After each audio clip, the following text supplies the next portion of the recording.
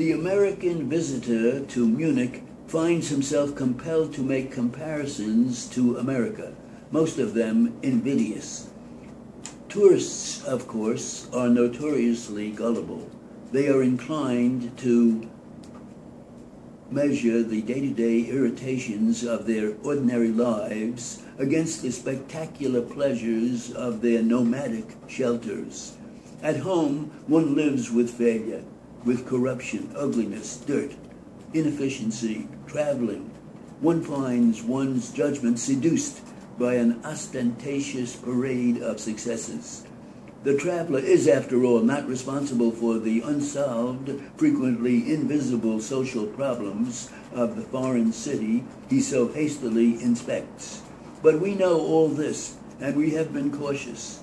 Yet, as old city dwellers, we have been reminded of something we thought irrecoverably lost, and the comparisons that Munich has invited us to make have grown more pointed with every day that passes. As we write this, we have lived here for more than 6 weeks. We have graduated from the status of the tourist to that of visitor. We read the daily newspaper, shop in the supermarket and the neighborhood bakery, have our hair cut nearby, do our laundry in the basement of our basement house, and listen to the local radio. Our close link, almost our only link to America, in addition to letters from the family, is the 6 p.m. news broadcast by the American Forces Network. It is all very well, but if one wants to wallow in Watergate or its remains, one needs one's daily dose of bulletins from Washington and San Clemente. To paraphrase President Kennedy, wir sind Müncher, at least for a season, and Munich, for more than any American city within the agglomeration of our experience, is a true city. It is a reminder to us of what urban life can be, and for many, what it was. It does what drugs are supposed to do, and do not do for many of us. Once it does what drugs are supposed to do, and do not, it expands the mind. In America, a few shrinking islands of urbanity apart, city dwellers have become the servants of the massive Moloch they call Cleveland, Los Angeles, or New York. Here in Europe, in Munich, more than elsewhere, the old and proper relationship has been preserved, or rather painstakingly restored. The city serves its inhabitants. We Americans do not really love cities. It is far too simple to say that they are not lovable, and so we have fled them in large measure. We have fled them, and they have become unlovable.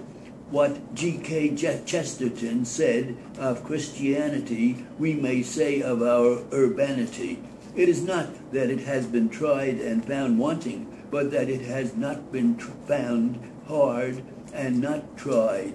Admittedly, to love the city today in America is to affront the appalling evidence, to invite the charge of nostalgia. But our walks around Munich have convinced us that urban life need not be the nightmare it is at home. Our American prophecies of urban doom promise to be true enough, but they are self-fulfilling prophecies. Our Cassandras are enjoying themselves too much.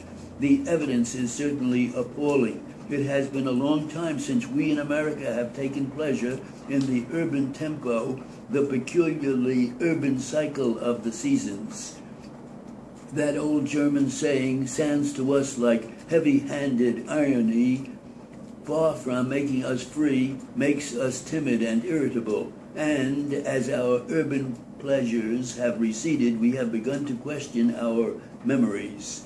When we were young, even New York, no matter how hard to encompass, was an exhilarating collection of distinct and intimate neighborhoods. It was a place where people lived and raised families. Today, the old neighborhoods have made way for high-rise apartment houses, boxes piled upon boxes, which induce only one response, a sense of desolation, and permit only one prediction, a crime rate mounting at a fixed proportion. with every story. That was much better, but Yeah, that was really tough. there was a part. Okay.